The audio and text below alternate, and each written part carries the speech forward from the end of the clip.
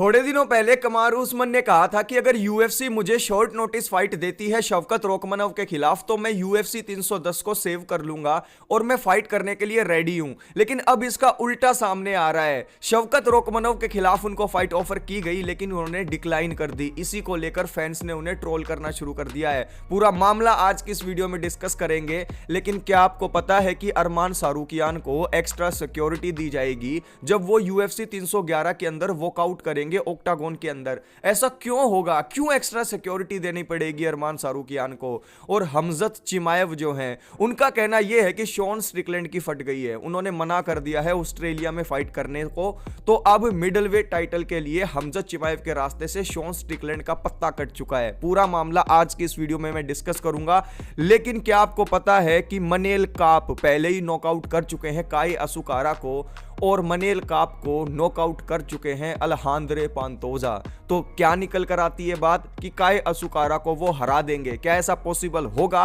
आज की इस वीडियो के अंदर हम डिस्कस करेंगे। लेकिन उससे पहले जल्दी से वीडियो को लाइक कर दो और चैनल को सब्सक्राइब कर दो, क्योंकि एल्जामिन स्टर्लिंग अपनी बेइज्जती महसूस कर रहे हैं कि इतनी इंपॉर्टेंट फाइट को मेन कार्ड में ना रख के प्रीलिमिनरी कार्ड के अंदर रखा गया है। तो इसके ऊपर भी हम थोड़ी सी नजर डालेंगे। यूएफसी की अगर आपको न्यूज अपडेट हिंदी के अंदर पसंद है तो जल्दी से वीडियो को लाइक कर दीजिए मेरे भाइयों, और हम 5000 सब्सक्राइबर के माइलस्टोन को टच कर सकते हैं। 70% मेरे भाई वीडियो देखकर सब्सक्राइब नहीं करते हैं, लेकिन इस वीडियो के अंदर अगर आप ऐसा नहीं करेंगे, सब्सक्राइब कर देंगे, अपने भाई को थोड़ा सा प्यार दे देंगे, तो 5000 सब्सक्राइबर्स को हम बहुत जल्दी अचीव कर लेंगे। तो चलिए इस जबरदस्त वीडियो को शुरू करते हैं।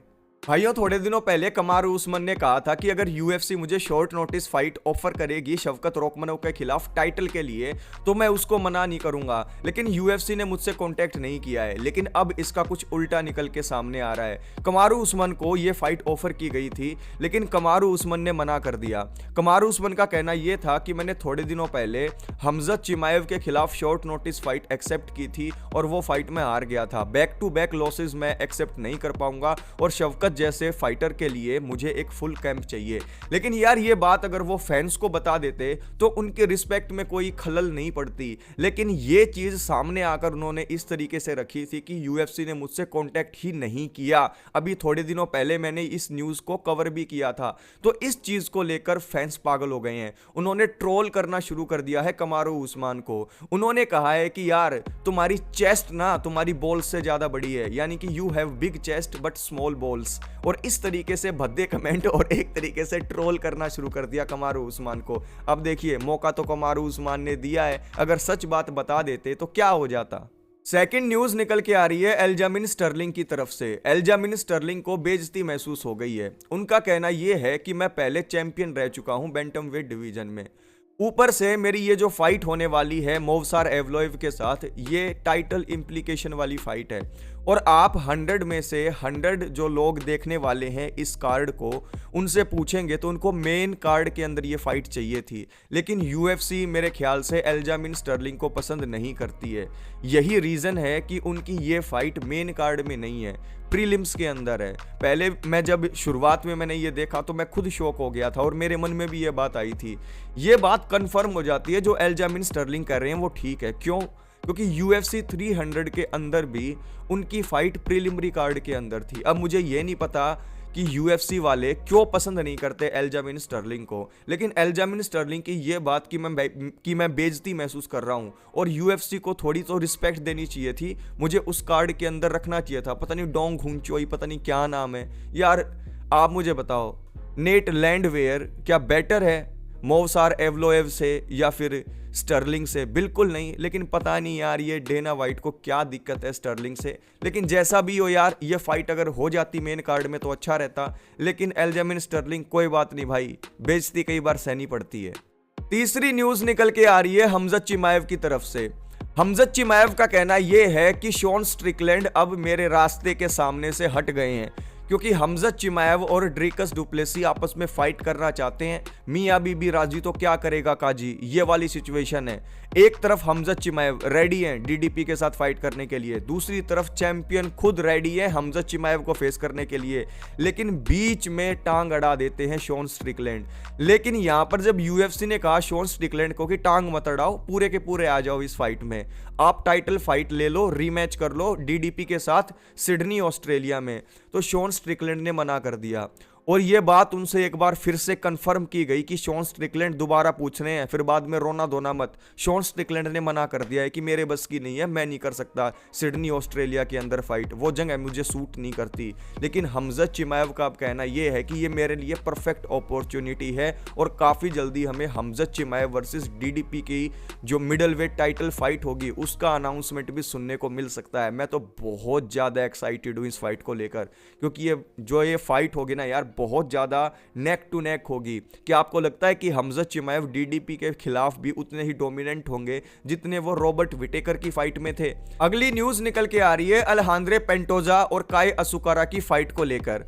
काई असुकारा और यूएफसी के एक फाइटर की पहले फाइट हो चुकी है राइजिन के अंदर। मनेल काप ने नॉकआउट कर रखा है असुकारा को। मनेल काप वही है जिनकी कंट्रोवर्सी चली थी मोहम्मद मोकायव के साथ, और मोहम्मद मोकायव उनके साथ ब्रॉल की वजह से बाहर हो गए हैं।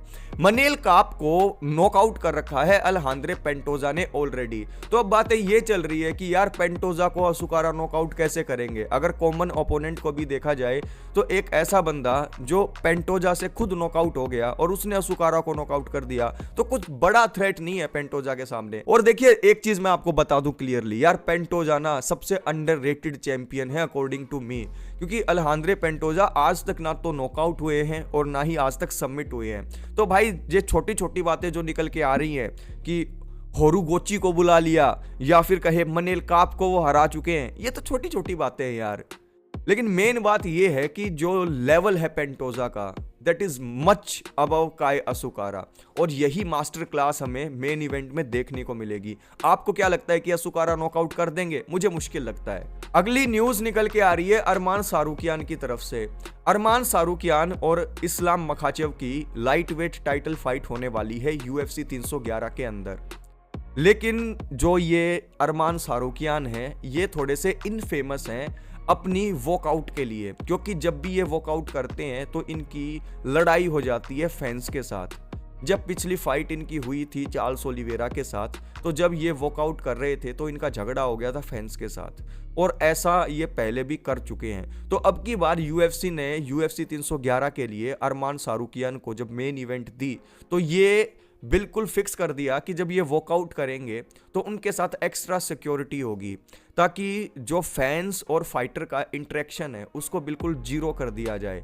अब देखना ये होगा कि अरमान सारूकियान क्या फिर से कूद जाएंगे फैंस के ऊपर, या फिर अरमान सारूकियान ऐसा नहीं करेंगे और वो अपनी पूरी एनर्जी टाइटल फाइट के अंदर ऑक्टागोन में यूज करेंगे। देखने वाली बात होगी भाई, लेकिन जो भी हो एक्स्ट्रा सिक्योरिटी देख के थोड़ा सा वॉकआउट धांसू तो लगता है।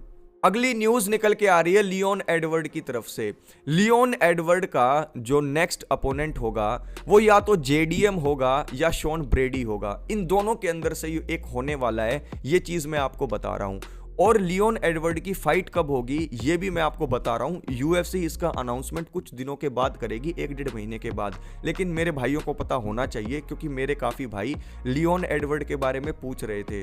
तो यहाँ पर लियोन एडवर्ड जो होंगे वो यूएफसी लंदन के अंदर अपनी एंट्री लेंगे और मार्च के अंदर नेक्स्ट ईयर ये फाइट करेंगे, और या तो जेडीएम या शॉन ब्रेडी, इन दोनों के साथ जो है इनकी फाइट हो सकती है। अब जेडीएम और शॉन ब्रेडी के साथ इनकी फाइट हो जाती है तो इनमें फेवरेट कौन होगा? क्या लियोन एडवर्ड एक बार ये अगर हार गए ना जेडीएम से या फिर शॉन ब्रेडी से, तो दोबारा टाइटल शॉट नहीं मिलेगा मेरे भाई।